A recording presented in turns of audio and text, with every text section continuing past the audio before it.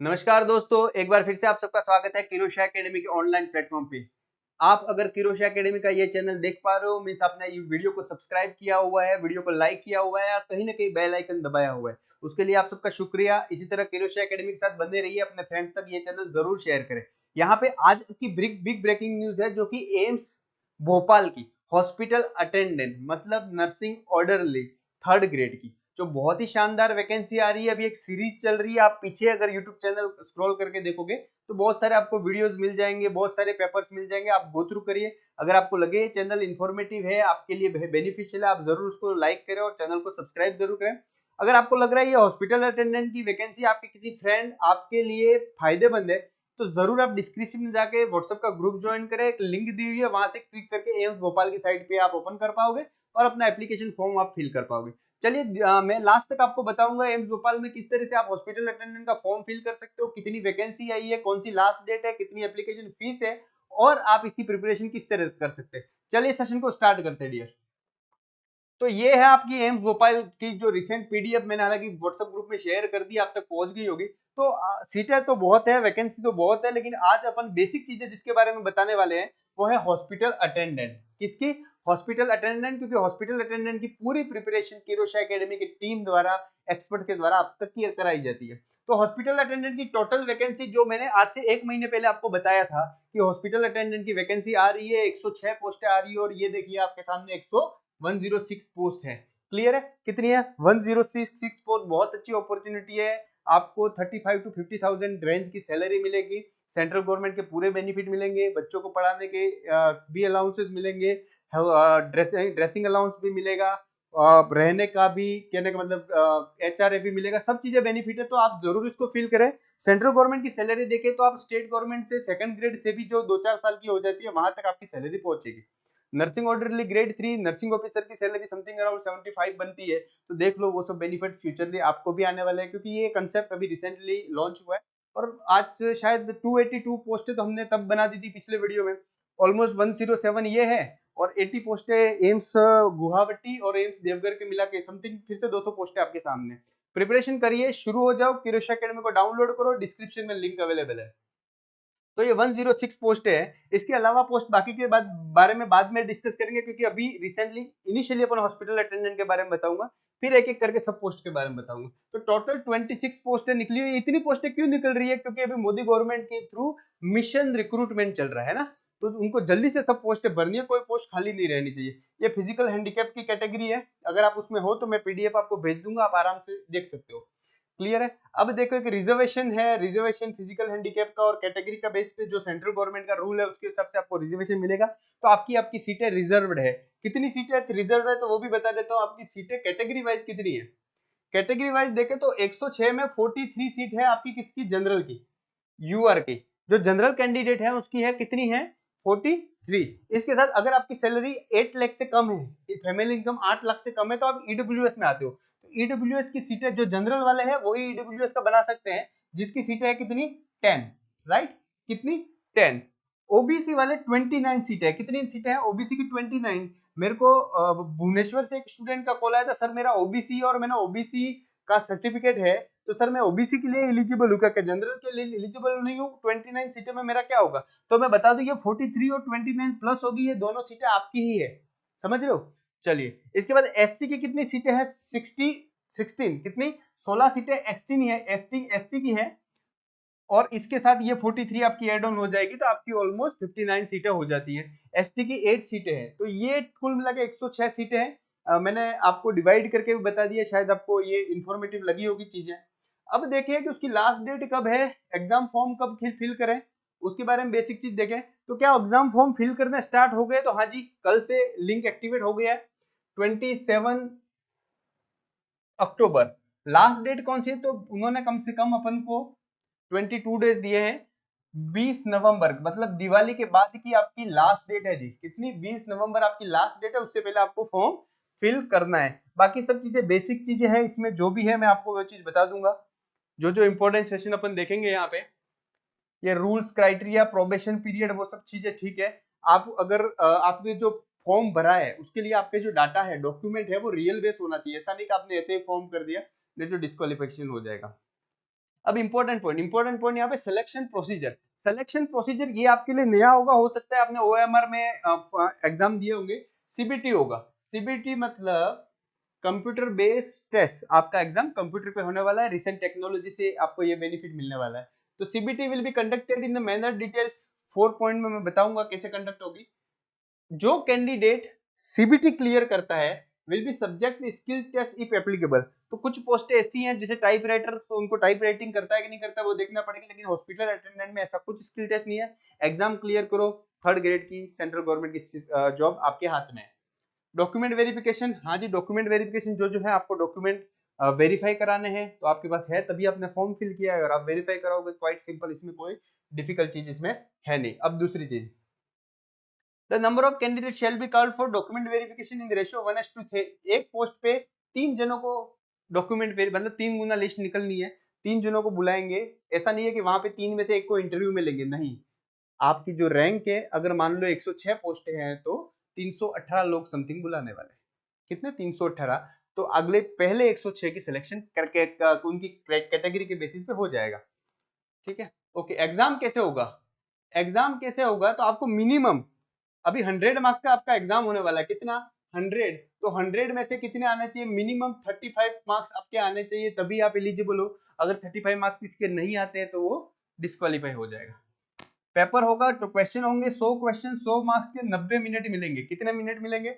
90 minute, मतलब 1.5 घंटे में 1 मिनट में एक क्वेश्चन करना है और थोड़ा जल्दी।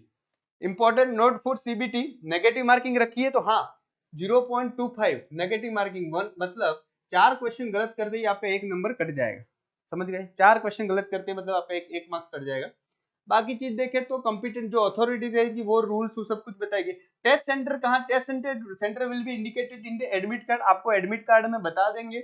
इंस्टीट्यूट राइट रख सकता है कभी भी ये वैकेंसी को कैंसिल करना, ये एक पॉलिसी होती है कि ऐसा लिखना पड़ता है, वैसे कैंसिल होगी नहीं, हो भी सकती है, वो उनके पास अथॉरिटी है। या अब देखें ई एडमिट कार्ड फॉर सीबीटी, तो आपके मेल आईडी पे एडमिट कार्ड आएगा, वो क्विक फॉलो करें या फिर एम जोधपुर की वेबसाइट फॉलो करें जब भी एडमिट कार्ड आए, या फिर व्हाट्सएप ग्रुप ज्वाइन कर ले, डिस्क्रिप्शन में हम आपको बता देंगे कब एडमिट कार्ड आ रहा है। आंसर की of the CBT will be publish on the website. आप जब एग्जाम दोगे, जैसे एम्स रायपुर का एग्जाम था तो आपकी एक लिंक आई थी जिसमें आप आंसर की देख सकते थे आपके कितने राइट गए कितने रॉन्ग गए, और उसमें से कुछ एरर है कुछ गलत है तो आपको कंप्लेन कर दिए, तब आपको बोनस पॉइंट मिलेंगे। तो ये सब चीजें ये लोग करेंगे एम्स भोपाल वाले। चलो बढ़िया, ये चीज एक अच्छी चीज लगी। Resolution of the tie cases, अगर आपके रिजोल्यूशन कैसा होगा, अगर मान लो कि 2 बच्चे हैं जिसके बराबर नंबर आ जाए, है ना, 2 बच्चों को 100 में से 50 मार्क्स आ जाए और एक ही सीट बचे, तो इस वाले केस में क्या करेंगे? First by using number of the wrong answer, candidate with the less number of the answer in CBT will be placed higher. जिसने नेगेटिव मार्क्स कम किए हैं उसको प्रायोरिटी पहले मिलेगी, मतलब नेगेटिव मार्क का कंट्रोल करना है। वो कैसे करोगे? किरोश एकेडमी डाउनलोड करो, वहां पे टेस्ट सीरीज अवेलेबल है, वो टेस्ट दो, आप प्रिपरेशन कर सकते हो। By date of the birth, अब मान लो कि 2 बच्चे हैं जिसने दोनों की 25 नेगेटिव जा रहे हैं, है ना, अब क्या करेंगे? तो डेट ऑफ द बर्थ, जो ज्यादा बड़ा है एज में उसको पहले लेंगे, छोटे वाले को तो फिर चांस मिलेगा ना। तो ये वाली चीज, by higher percentage in the marks in qualifying examination. इसके बाद देखेंगे आपके पास जो सर्टिफिकेट है फर्स्ट एड का, उसमें परसेंटेज नहीं दिया हुआ है, लेकिन ये सब पोस्टों के लिए, तो मेरे हिसाब से इतने 2 में क्लियर चीजें हो जाएगी। ठीक है, इसके बाद और भी रूल रहते हैं, तो अल्फाबेटिक वाला लगता है, ए वाला पहले लिया जाता है, बी वाला बाद में लिया जाता है आपके नाम का। ठीक है, result of the CBT, result will be publish on website. Website check करते रहिए, नहीं करो किरोश एकेडमी के आपके ग्रुप पे आपको मिल जाएगा। अपर एज लिमिट अभी बताता हूँ आगे में। Date of the birth, no age relaxation will be available to SC ST ABC candidate applying for unreserve, मतलब SC ST OBC अनरिजर्व के लिए अप्लाई करते हैं तो कोई कैटेगरी नहीं होती। हाँ, मैंने एक चीज यहाँ पे बताई थी, एक स्टूडेंट का एम भुवनेश्वर से कॉल आया था, उस बंदा क्या बता रहा है, सर मैं तो हूँ ओबीसी से, सर मैं तो हूँ ओबीसी से, ओबीसी की सीटें है 29 और मुझे जनरल की सीटें दिखी 43। कितनी? जनरल की 43। तो मैं ओबीसी से होते हुए भी मैंने ओबीसी का सर्टिफिकेट नहीं लगाया और मैंने जनरल से भर दिया क्योंकि जनरल की सीटें ज्यादा है। तो इसलिए बोलते हैं फॉलो करो किरोश एकेडमी को, नॉलेज मिलेगा, आप तक बने रहिए, सब चीजें आप तक पहुंचाएंगे। तो ये ध्यान रखना होता है, सिलेक्शन लेना, उसके आसपास वाली भी चीजें बहुत होती है। आपके रिजर्वेशन कितना मिलेगा? तो SC ST को 5 ईयर का मिल रहा है, ओबीसी को 3 ईयर का, फिजिकल हैंडीकैप को 10 ईयर का। अगर आप सेंट्रल गवर्नमेंट एम्प्लॉई हो 5 साल का रिलैक्सेशन मिलेगा, एज रिलैक्सेशन। डिफेंस को 3 ईयर, डिफेंस विद ओबीसी 3+6, तो ये एज रिलैक्सेशन है। बेसिक एज मिनिमम कितनी है वो भी बताऊंगा मैं। ये कैटेगरी बेसिस हो गया, राइट।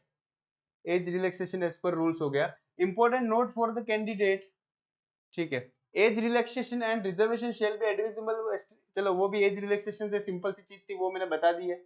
इसमें कोई मेजर चीज इतनी मेरे को दिख नहीं रही है। ईडब्ल्यूएस का सर्टिफिकेट कब होना चाहिए, तो वो आपके 1 अप्रैल से, ये रिसेंट पिछले साल का सर्टिफिकेट आपके लिए वैलिड होना चाहिए। चलो इनमें भी कोई इतनी एप्लीकेशन फी वाली चीज इंपॉर्टेंट लग रही है, वो रिफंड नहीं करेंगे वो बता रहे हैं। बाकी एप्लीकेशन फी कितनी है तो उसके बारे में देखते हैं कि सर फीस कितनी है। तो फीस देखें तो जनरल, ओबीसी और ईडब्ल्यूएस की 1200 रुपया फीस है ना। अगर आप राजस्थान के हो, यूपी के हो, उत्तराखंड के हो, तो वहाँ स्टेट गवर्नमेंट में 100 रुपये में फॉर्म फिल होते हैं। ध्यान रखना एम्स का थोड़ा महंगा है, 1200 रुपये एप्लीकेशन फीस है। कितनी? 1200। SC ST and physical handicap के लिए 600 एप्लीकेशन फीस है। ऑनलाइन एप्लीकेशन के लिए क्या क्या चाहिए? वैलिड ईमेल आईडी चाहिए, पासपोर्ट साइज फोटो चाहिए, सिग्नेचर की एक स्कैन कॉपी चाहिए। ऑनलाइन पेमेंट करना है तो वो भी एप्लीकेबल आपको फी करनी पड़ेगी, ठीक है। ये वाली चीज होगी। साइट कौन सी है? www.amsbhopal.edu.in, जो आपको हमारे ग्रुप में भी मिल जाएगी। इसके बाद देखें ठीक है, ऑनलाइन पोर्टल पे फॉलो करना है, ठीक है। Will be required in the separate application is post, ठीक है। अगर इतनी 23 समथिंग पोस्ट है, आपको 2-4 पोस्ट के लिए भरना है तो आपको 2-3 अलग अलग फॉर्म भरने पड़ेंगे, 2-3 की फीस अलग अलग फॉर्म भरनी पड़ेगी, ये चीज उसमें बताई हुई है। ओके, नेक्स्ट देखें जनरल कैटेगरी कंडीशन, ये आपको पीबीटी अपने पीडीएफ में सब चीजें बता देंगे भाई, आपको कोई चीटिंग ईटिंग नहीं करनी है, ये बेसिक चीजें लिखी हुई है। क्वालिफिकेशन सबसे इंपॉर्टेंट कि आपकी डिग्री कौन सी होनी चाहिए और एज कितनी होती है। तो ध्यान रखना, सबसे पहली वाली पोस्ट है अपनी हॉस्पिटल अटेंडेंट की। तो अपन हॉस्पिटल अटेंडेंट की अभी कुछ स्लाइडें मैंने स्किप की है, उसका रीजन ये था कि अपन खाली हॉस्पिटल अटेंडेंट पे फोकस कर रहे हैं और इसके बारे में मैं बताने की कोशिश कर रहा हूँ, क्योंकि हम प्रिपरेशन ही उसी की चीज कराते हैं। तो बाकी चीजें बताऊं और बाकी स्टूडेंट कॉल करे तो वो मैटर नहीं करता, ठीक है। 2015 का रिक्रूटमेंट रूल फॉलो किया है एम्स भोपाल ने। तो हॉस्पिटल अटेंडेंट की क्वालिफिकेशन होना चाहिए सर आपकी, एक तो 10th पास होना चाहिए। कितनी? 10th। इसके बाद फर्स्ट एड का सर्टिफिकेट किससे? सेंट जॉन एम्बुलेंस से या गवर्नमेंट ऑफ इंडिया की कोई यूनिवर्सिटी से कर रहे हो तो वो भी चलेगा। Experience of having worked in the hospital, तो किसी भी छोटे मोटे हॉस्पिटल का एक एक्सपीरियंस सर्टिफिकेट होना चाहिए कि आपने 6 महीना या 1 साल तक काम किया है। एज लिमिट जनरल वाले 30 ईयर तक ही एलिजिबल है। कितने? 30 ईयर वाले। ओबीसी वाले 33 के लिए, SC ST वाले 35 के लिए एलिजिबल है। फिजिकल हैंडीकैप के लिए कितने साल? तो 40 साल के, ठीक है। एक्स सर्विसमैन या आर्मी या डिफेंस के लिए एडिशनल 5 ईयर है। इसके अलावा कैटेगरी का बेनिफिट अलग मिलेगा। तो ये सब बेनिफिट आपको है, आप इस बेनिफिट को उठाइए। ये वाली बेसिक अपनी क्वालिफिकेशन चाहिए, ये वाला बेसिक क्वालिफिकेशन चाहिए। बाकी सब ये अलग अलग पोस्ट का है, उसके बारे में अपन इतना गो थ्रू नहीं करेंगे, डायरेक्ट आगे की ओर मूव करते हैं। हाँ, ओके। तो syllabus of the CBT, syllabus of the each post will be notified separately on the website. पे एम्स भोपाल पे आपको सिलेबस मिल जाएगा वेबसाइट पे, वो हम आपको शेयर कर देंगे। बाकी सब कैटेगरी का भी दिया हुआ है। Regarding person bench physical handicap के ये रूल्स है। ओके, अगर आप फिजिकल हैंडीकैप हो तो ये वाला सर्टिफिकेट आपको बनाना है, इस टाइप का आपके पास होगा सर्टिफिकेट। समझ में आ गया?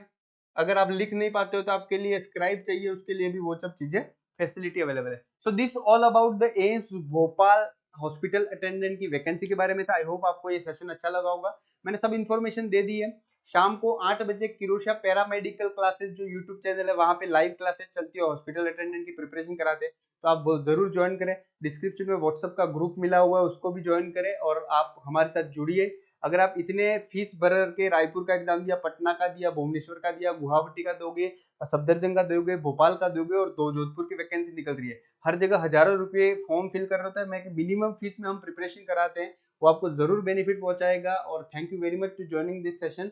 कोई भी दिक्कत है आप नीचे स्क्रॉल किए हुए नंबर पे आप व्हाट्सअप कर सकते हैं, व्हाट्सअप करें, हम आपको कॉल बैक करेंगे। कॉल ना करें, कोशिश करें कि आप व्हाट्सअप करें और अपना अपॉइंटमेंट फिक्स करें, हमारी टीम आपको कॉल करेगी। Thank you very much.